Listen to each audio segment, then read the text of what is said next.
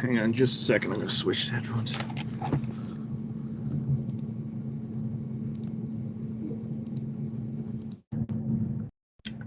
All right. Well, thank you, Michael, for joining us. We are going to go ahead and record this. But thank you very much to Rachel Gooney for joining us here.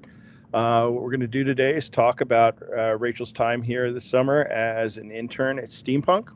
She's a senior doing cybersecurity at George Mason University. And we just want to talk about kind of what the internship's been like, what she was and wasn't prepared for, and kind of what she was getting out of this, or what she hoped to get out of it, and what she did get out of it. So thank you for joining us, Rachel. So Rachel, you're on mute. So do you want to go ahead and get started? Yes. And just tell us a little bit about your background, what you were studying, and why you decided to start studying cybersecurity. Yeah, of course. So I'm a senior at Mason for a information security degree. And the way I got into that is when I was trying to figure out what I wanted to do, I was really good at computers and I was really wanted to do law, and then cybersecurity kind of condensed those two, so it kind of worked out really well. And then I have had one internship before this, and now I'm here. So. Okay. And what did you do during your internship in broad terms? Like what were the things you worked on? Did you find it useful? Did you work on the stuff you were learning in classes and stuff and reinforce that? Yeah, I did a little bit of test automation, and then I worked on a little bit of vulnerability remediation, which I had some experience from my past internship. But one thing I did learn and started getting more into at Steampunk was Jenkins and Terraform, and basically just setting up an instance and making sure that I knew what I was doing, and kind of setting all that lovely stuff up, which Mason does a good job of teaching you the basics, but not how to use it all together, and that really combined all of that, and I really liked that was something I got to work on. Yeah, I think that's a pretty typical of any computer discipline in probably any discipline at all, but any computer discipline certainly in college, is that you get a lot of the basics, a lot of the theory, and a lot of here's how some of it's done, but when you get out into the real world, it's the application's always different. Yep. So did you find that your internships, this one and last year's, did you find that you did more or less security than you expected? The last one I did a lot less than I wanted to. I kind of I consider it like I indirectly worked with security, because I did a lot more like server admin stuff in my past one, and then this one I think I did a lot more security that was more direct. So it was a lot more automation, which I still would consider that something in the realm of what I want to do, but it's not. It's a stepping stone. Yep. Yeah, and that's true. Actually, I know plenty of people that I've worked with in the past that got into the company I was working for as full time, not an intern, but trying to do security. And one of the things that they found was that either they weren't doing as much what they considered hardcore security as they wanted, or that security itself was not, that the field was a lot more filling out checklists and doing documentation, and a lot less I'm thwarting hackers at every move, trying to run tools and scans and stuff like that. So that's not too surprising, I guess, that's the way it ended up. Were there things that were in particular that really classes or things you did in classes that really prepared you well, you thought, for what to expect? Yes and no. I wouldn't say classes, but I am part of a group on campus called Mason Competitive Cyber, and they do a lot more of like the hands-on, making sure you know what's going on. It's kind of like lecture-based kind of a club, and they do a lot of CTFs and stuff like that. So all of that stuff I feel like helped me a lot more in the internship rather than just the basics of what I've learned. And I think that's also because I'm still getting into my senior classes, and a lot of those are more what I'm probably going to be using a lot more. So. Yep. So the CTFs are the capture the flags, right? And those are competitions held all over the place, and frequently, I know around here the Nova OWASP runs. Lately, it's been running quite a few capture the flags, just because people are getting bored with doing virtual meetups, and so they needed something else to try to take up the time, because they were very much a in-person let's meet and actually talk and network and stuff type of group. So that's not too surprising. Had you done capture the flags before joining this group, or? Yeah, I got into them like my freshman year immediately, and it's kind of what kept me with security because I was a little iffy in the beginning, and then as soon as I loved it so much, so I stuck with it. Okay, that's cool. And have you done well in them? No. I've done all my friends who I did it with all graduated, so it's kind of hard having finding new people who I work well with, as well as making sure it's a fun time. So it's been if I do one individually, I'll do okay, but still it's a lot of making sure I use Google as my best tool and making sure I know I can learn from that rather than sitting there doing nothing. Again, typical of the entire industry, Google is absolutely your best friend. Most of what you're doing is figuring out what to Google, and that's the skill, not being able to memorize stuff and not have it Googled.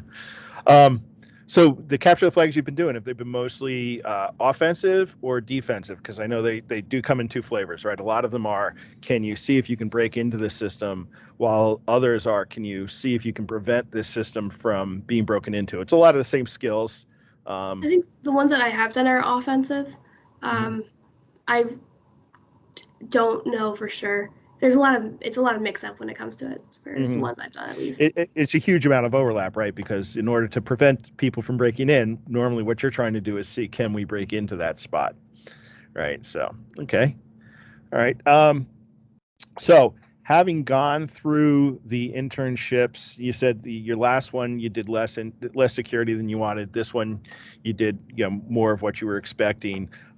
Was there anything that you found from going through the internship that said, geez, now I know more about what I want to specialize in, more of what I don't want to specialize in? Kind of what did it teach you about what you want to do going forward? Not to sound negative, it did teach me a lot more of what I don't want to specialize in.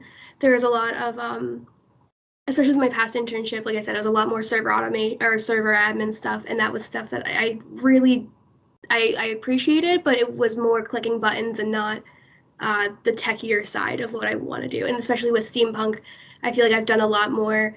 I've done a lot more coding. I've done a lot more of actual hands-on stuff where I feel like I'm actually doing it, not just hitting a button and letting it run. So definitely, I've learned more about where I want to be when it comes to the techier side of security or the less techier side of security.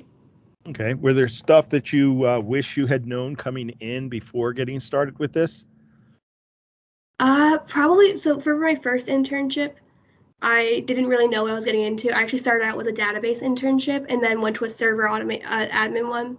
And being the scared little sophomore I was, I didn't know how to network or talk to people or realize that the only way to do stuff that I wanted to do was to interact with people and kind of beg to be on the projects. And definitely at Steampunk, I've actually already been complimented on the fact that I have forced my way onto certain projects. So I've definitely learned a lot from that. And if I knew that going in, I probably still wouldn't have done it. But just because, being nervous as a little child and then now trying to figure out my way through. And it's definitely one of those things where I wish I told myself that that's actually a normal thing to do and not just something my dad told me. Yeah. And I was like, oh, whatever. Well, it's also a good observation that some of the biggest learnings in any type of job are going to be the social ones, the non-technical pieces, right? The technical pieces are often the easiest stuff to learn. It's the how do you deal with the other people? What do you have to do to navigate the politics or the getting on the projects you want and all that. So that's a good point. All right. So now that you kind of know what you've done and you've had some fun with a couple different things, know some of the things you don't want to do, kind of what do you want to do going forward? Kind of what have the internships prepared you for? Now what you're looking for, coming out of the next semester, right? You're finishing up and then going on to a full-time job. What are you looking to do? I really like reverse engineering. I really like that. I think the vulnerability remediation situation, I think that taught me that I really like putting together the puzzle, and I really like making sure that I know, I'm starting from what I have and working backwards. And I think reverse engineering and forensics really are something that I would love to do.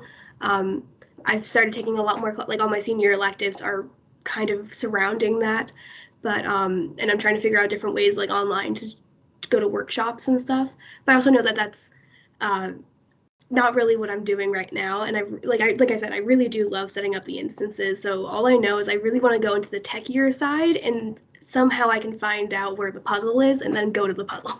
That's kind of well, I guess being in any position doing the infrastructure as code and setting up instances and doing like what I guess is kind of the traditional security side, which is the documentation and compliance and making sure you're running the scans and all of that, which is, obviously it's the more boring piece, right? Because you are pushing buttons and you are just filling out checklists. But they do obviously lead to the times when, hey, something goes wrong. You need to do the reverse engineering. You need to do the forensics, and that is a skill that in just about any position comes up. But is that something you want to do kind of as the chance arises, or is it something you want to get into like, hey, I want to work for a company that's investigating 0 days and doing full-time reverse engineering and that type of stuff? Wherever I'm at this point, it's kind of like I just want to get my foot in the door, and then like end term goal will come later. But right now, it's more just like get my foot in the door and figure out where I can be. Okay, all right. Just for anybody that's on, if you guys have any questions, feel free to jump in and ask. Otherwise, we'll just keep having the conversation here. So what would you say for somebody who's, like I mentioned, my son's doing cybersecurity. He's a sophomore at Radford. And he, what kind of things would you suggest to someone like that? To like, about going out and getting an internship, looking for something in security? Is there something, if you got to go back and do it again, as like you said, the young sophomore doing it, would you have done things differently, or what do you wish you had known? When it comes to the actual application process, I wish I was really worried about my resume, because in the beginning, like everyone, my resume was filled with nothing, especially because the core classes that I had taken at the time were mostly just like the gen eds. So I really think that if I put more about like Mason Competitive Cyber, where I was there every week learning, but it didn't reflect in my resume, as well as like I had a lot of friends who were doing Hack the Box, and I didn't join the groups with them, or there was certificate study groups that at that point I didn't take advantage of, and I really wish I did stuff like that. And then also when it comes to the actual application process, that was what I got asked about when it came to every internship that I went to. They were always like, "Oh, tell me about the CTFs you've done. Tell me about the different the one that you couldn't figure out." And that like they didn't ask me about my past project. It was always CTFs. So I think that was something that if I did more and spent more time on it, I probably would be a lot more well-rounded, I guess would say, and so probably could tell you exactly where I wanted to be. both making sure you spent the time going to those, right? Those were used for the CTFs, and also make sure you focused on talking about them to the people doing the, at the internship. So that makes sense.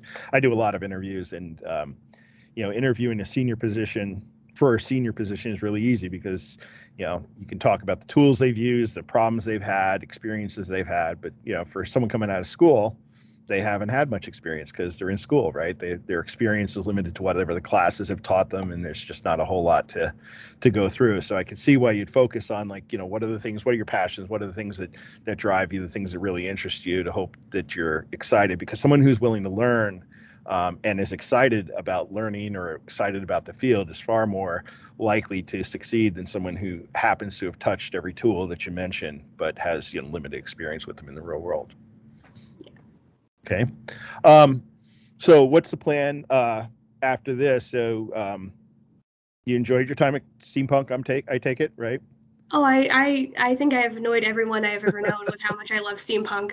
I've gone on about it for probably hours on this point. But what was the thing that really made you enjoy it? Like what were the pieces of this job that made you enjoy this one more than the previous internship? Was it just because you got doing more of what you wanted to do, or?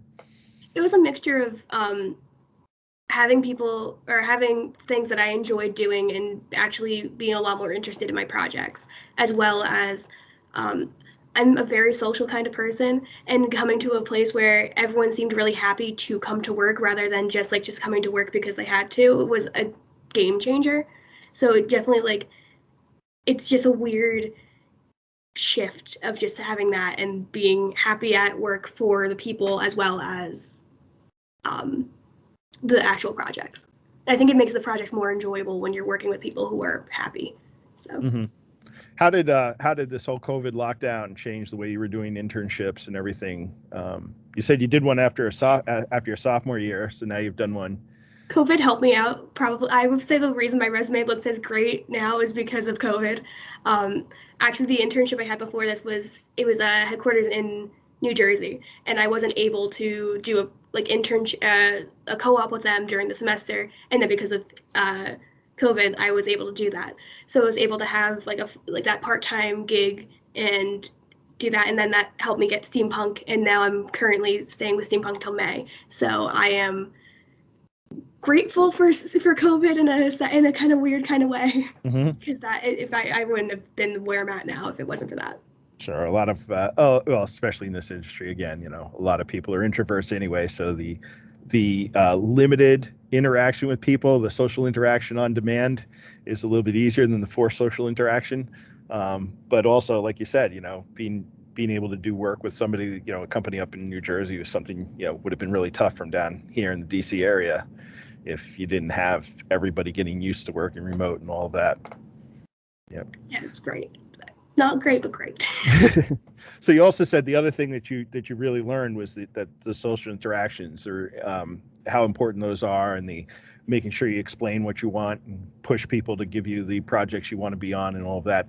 What do you think students could do to prepare themselves better for that? Like it's hard to understand how assertive you're allowed to be and how much you have to sit back and just take what's given to you because you're a lowly intern. Like, what do you think would be the best way for students to prepare for that if they're looking to pick out their own internships and succeed in them?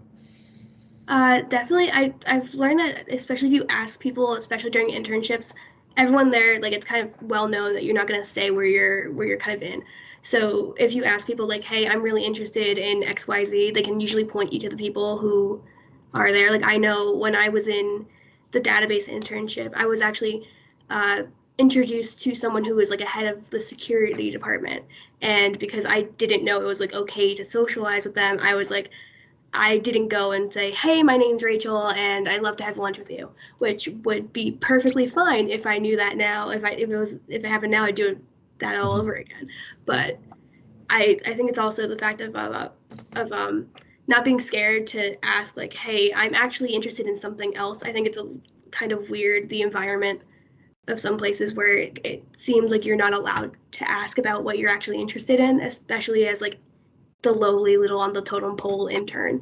But also just being, especially in tech, I'm in multiple engineering fraternities, and then also the Mason Cyber as well as another tech-based club. We're very socially awkward. So being very social, a social butterfly, is especially helpful because then you can, it opens up that possibility of asking. It's easier. I'm sorry, this is a lot of rambling, but no, that's good. It's easier to ask when you are more comfortable with that person. So I know the way I got onto the project now, I annoyed Prerna about 4 different times. I was help me, I want to learn more. And then as soon as I learned, she was yeah, I'll teach you all this stuff. And now I'm here working on the project with it. So yes, I'm well accustomed with annoying Prerna. I've been annoying her for many years now. So we've worked together before. So it's fun. But that's a good point. I mean, the persistence you have to explain what you want to do, and you have to be persistent about it and push for it, right? And obviously some environments are going to be better than others about being more accepting of that. But obviously you're not going to get what you want if you don't do that. And the flip side of being a lowly intern is you're only an intern. It's not like you're they're not going to get rid of you for being inquisitive about other pieces. Right, that you're in for the internship, and if it's not what you want to find that out too, right? Like you said, one of the things you learned the most of was the things you didn't want to do, right? The task you didn't want to just be saddled with doing all the time, as much as the stuff that you are learning. So, okay, so you said that the social piece is a big one, right? And you also said that they asked a lot about the capture the flags and all of that. How'd you start getting involved in the capture the flags? What made you realize that was a good thing to get into, or was it just happy circumstance? It was so like I said before, I joined a fraternity for specifically engineering, and the person who was my big at the time, she was cybersecurity engineering, and all like pretty much at that point, all my friends were cybersecurity engineering, and they were all part of this group. So they kind of all dragged me with them, and were like, "This is gonna look great on your resume." I kind of laughed at them then, and now I'm like, "That it looks great on my resume." So it was. If I definitely I made sure I kind of surrounded myself with that. So it was kind of coincidence and also kind of not, but definitely helped. Yeah, well, you're surrounding yourself with the people that wanted the same types of positions and stuff, so they were all working towards a common goal. So you had the advantage of people who maybe a year or two older than you that had been through it and knew how important those things were. So that's good. That's good. Anything else you'd say to an intern who was looking? Let's start with an intern who's just someone who just wants to get an internship. Like, what would your advice be to them? Oh, apply to everything. I especially now with the whole COVID and everything. Just to try to get Steampunk, I've applied to about 150 internships, and I got rejected from about 125. And the other ones that I didn't get rejected from, I got rejected at like they were like the you got to the final you got to the Mhm. final round and you were one of our top candidates, and it really does take it takes a beating. And the only internship I actually got was Steampunk, and I actually applied to one, didn't get it, and then got called back by Tori and was like, "Hey, we found an internship for you. Would you want to be here?" So apply to everything and make a good impression, and that's kind of it. That's all I got. Do you think that was good practice? Like, were you actually interviewing for the internships? Was it like a job interview, as far as you know? For about 20 of them, they were, yeah. Where I had interviews for them, and like I had to do some tech assessments and stuff like that. For the other ones, it was no Just response. Yep, just filled out Otherwise, paperwork and it went nowhere, right? Which again, so yeah, that is a lot like applying for jobs. and it was a lot of reaching out and being like, "Hey, I haven't heard from you, and you told me to get back to me," kind of thing. And that was a lot of keeping track of everything. So. Hmm. How about for an intern, someone who's thinking of interning at Steampunk? Like, what made you apply to Steampunk? What was it that you would tell somebody who was trying to get in here about, like, why it's worthwhile coming in? Assuming that you think it's worthwhile coming into Steampunk. Oh, 100%. I don't know how. Like I said, I applied and didn't get it, and I think the only reason I was even considered is because I think me and Alan and my internship our interview had I think we had a really good conversation, and it was like it was like this, like it was having a conversation. It wasn't an interview, and I think that kind of helped me. I don't know for sure, Hmm. but I think steampunk, it definitely depends on how much you're willing to put in. Because if you're willing to like show like you want to do more and you want to keep on trying to onto different projects, I think it really shows. And you can attest to this. Like asking questions is one of the biggest things as well. And then before you asked why I applied for the name. I thought the name was cool.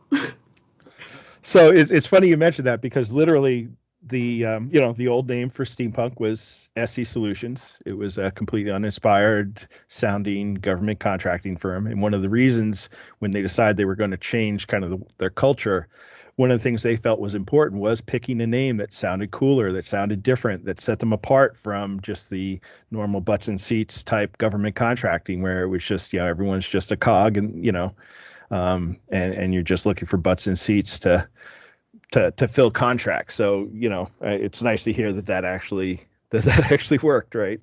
Oh Um, yeah, and then definitely hearing all the background behind why steampunk and why it's different colors and all that, just I didn't realize how much detail went into that, and it's really cool listening to it and hearing all that, and then also knowing that's why I applied is because of mhm, the name. And there's also so much about thought. It's cool. mhm. Yep, yep. So, anything else, like, you think that someone that's going out for their internships, figure you're talking to, if you were talking to juniors or sophomores right now, what kind of advice would you want to give them about just interning, about classes, about setting their own expectations? Uh, for applying, like I said, apply to everything and understand that it's gonna hurt being Mm-hmm. it's gonna hurt going through the process. And figuring out, like, I didn't realize that I work best with my classes when I have a job at the same time. I didn't, in my freshman and sophomore years, I didn't do as great as I'm doing now. And like, that's definitely, like, it's figuring out your own way of like how you can function with classes. Do you think that Especially, was that a level of engagement? You felt more enthusiastic because you saw how the stuff was being used and you were enjoying I, what you're doing? I think it was partially that, and then also just it wasn't as much free time, so I didn't have to like motivate myself. I was like, if I don't get this done now, then it's never getting done, rather than just sitting there and being like, well, I have 4 hours to do this assignment. That'll take 30 minutes. So I Mm-hmm. think it's partially the fact that like now I know where I can end up, as well as now I can make sure I can have a fit schedule. Uh, but yeah, I think it's just kind of figuring it all out. It's hard. I won't lie. All right, one more call. Anybody out there want to ask some questions? Doesn't sound like it. All right. Well, Rachel, thank you very much for this. Anything you want to say to kind of wrap up, or? Oh, thank you so much for letting me talk to you about me. I love talking about myself. Well, thank you very much for doing this. We are going to post this recording on YouTube. So if there's anybody that couldn't make it, we were just saying that I know at Mason and at Radford, where my son goes for cybersecurity, today's their first day of classes. So we know that was going to impact some of the people being able to attend, something I didn't realize until this weekend. So It's all anyway, all good. right. Well, thank you very much. And thanks everyone for coming. Appreciate it.